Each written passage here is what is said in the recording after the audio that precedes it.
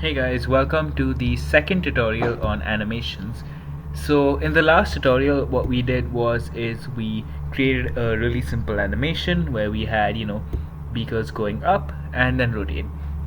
Not exactly something you'd want in a lab, but kind of introduce you to how to do keyframe animations, maybe rotate objects and move them around, things like that.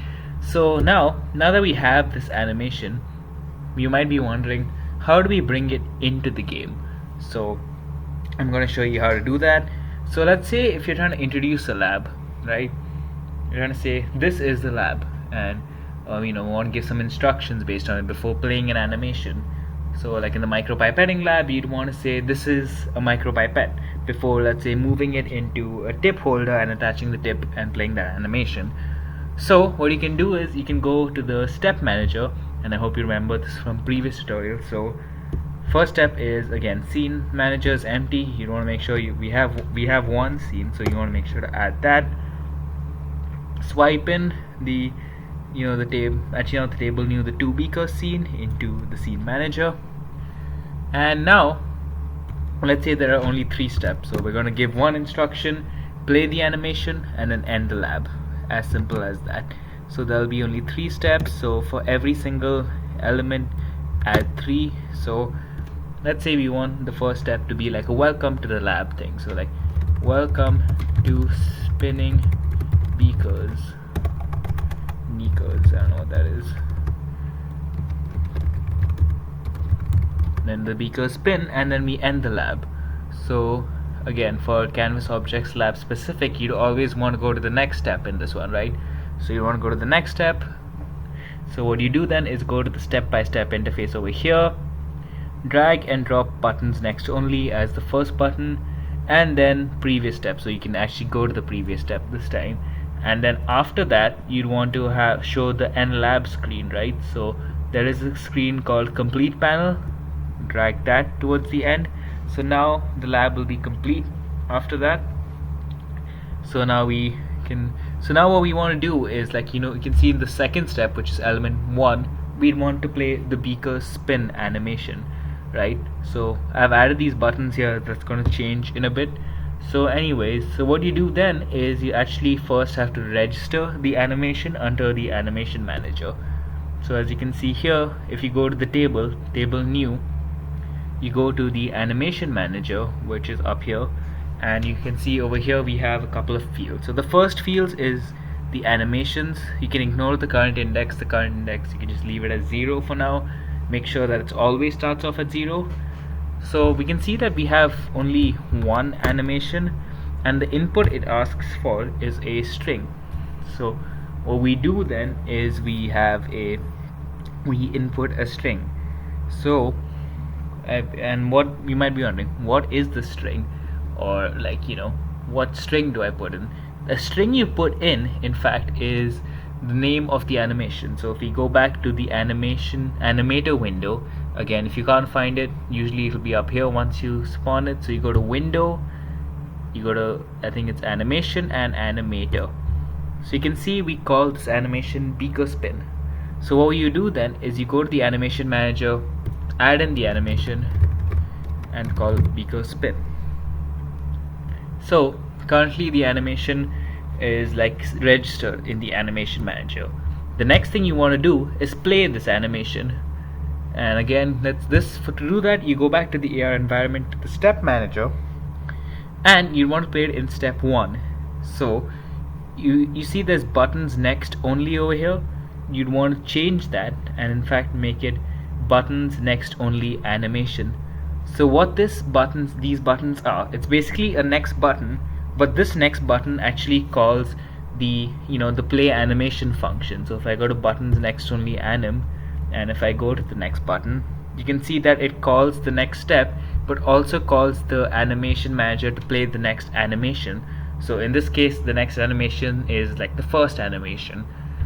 So let's say if you want to play an animation in step N, what you have to do then is add in the buttons next only anim in the previous step, so that once you hit the next button, it'll call the animation in the next step.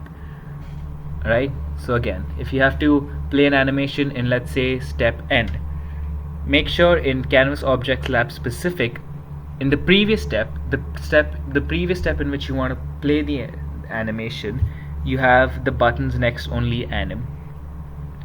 And if you want to, let's say if you have two animations coming in side by side, you can also use the previous step anim button, and the previous step anim button will have you can also have you go to the next animation and also play the previous animation. So yeah, those are the two important buttons you have to be worried about. So yeah, that's how you, let's say, play an animation. So now what I'm going to show you is also a trick as to how to actually test out the project without having to put it into augmented reality. So if we go to the game scene here, you can see a lot of AR stuff and things like that. So what you do then is you take the stable new, drag it outside the ground plane, unparent it from the ground plane stage, and this now the stable new is its own entity, and it won't be attached to the ground plane stage. So in fact, although the webcam won't switch on, you will see my lovely face, and you can still be able to test it, and I'll show you how. So if I hit play, the webcam is on, and again, like I said, you will be able to see my face. Sorry for that happened. Bingo, hi, it's been covered by the table. Nice. So what we can do now is we can actually see the table. Usually, let's say if you hit play with the table under the ground plane stage, then you won't see the table until, like, you know, it detects the ground plane and then spawns the table. So now what you want to do here is go to the canvas. You can see the person image over here is being very obstructive. We can deactivate that. Go to the step-by-step interface, activate it. You can see it is empty. Uh-oh, that is not good. Oh, turns out I haven't set the text. I will change that in the prefab so you guys don't have to worry about it. So it turns out the text was not set correctly, so I will set the text, and now it should be good. Anyways, sorry about that. So the person image is going to get active again. So as you remember with Unity, if you go in the game mode and do something within the play mode, it kind of and then you exit play mode, the changes get reverted back to normal. So if I, let's say, delete everything, it'll just be back to normal after I exit play mode. So anyways, so I go to person image over here, delete the person image, and then I activate the step-by-step interface, and it'll show welcome to spinning beakers. And now you can test out whether the animation works. And to get a good look at the animation, you want to move the AR camera a bit back. So again, double click on the AR camera, hit W, move it back a bit. You want to see the beakers rotating very nicely, and then hit next. Turns out the beaker spin animation is not playing. Let's see. So technically it is supposed to activate the beaker spin animation, but guessing I'm not seeing that.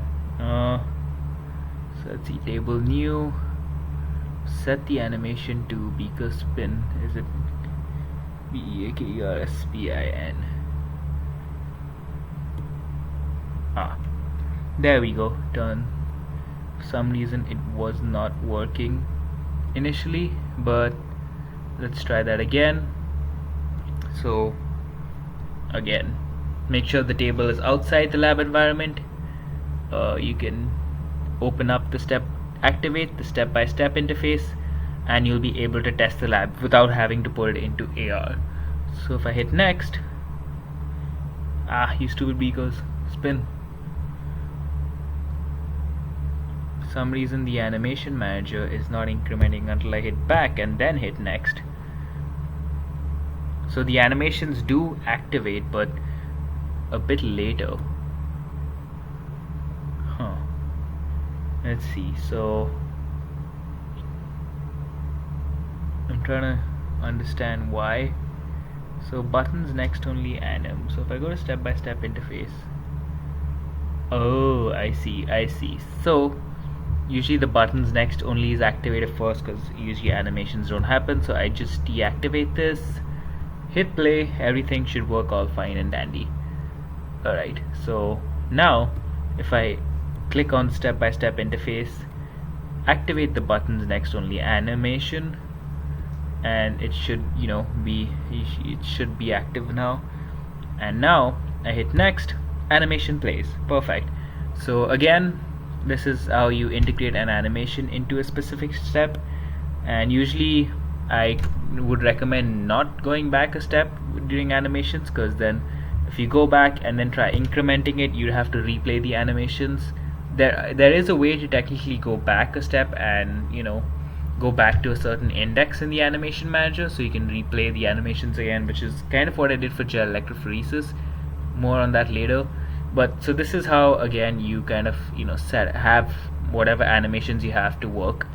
So just to kind of summarize what I did so far, and make sure after you're done testing, drag the table new back into the lab environment. So just to summarize, what you do then is just go to the animation manager, increment its size, add in beaker spin, like whatever animation name, and again you can put the animation names in the order in which they appear. So let's say there was another animation I wanted to play after beaker spin. I want the beakers to do something else, beakers dance. Add again, increment the size over here, animate beakers dance, and there we go, add it, and then that will play next. So that is how you add in new animations. And the next thing you want to do is the step before the animation. You want to make sure to have a buttons next only anim button activate, and then once you click that button, then the next animation would activate. Yep, so that is it for now. Let me know again if you have any doubts regarding the animation system. I'm always open to setting up a meeting and discussing it. And yep, that is it for now, and I'll see you guys later. Bye bye.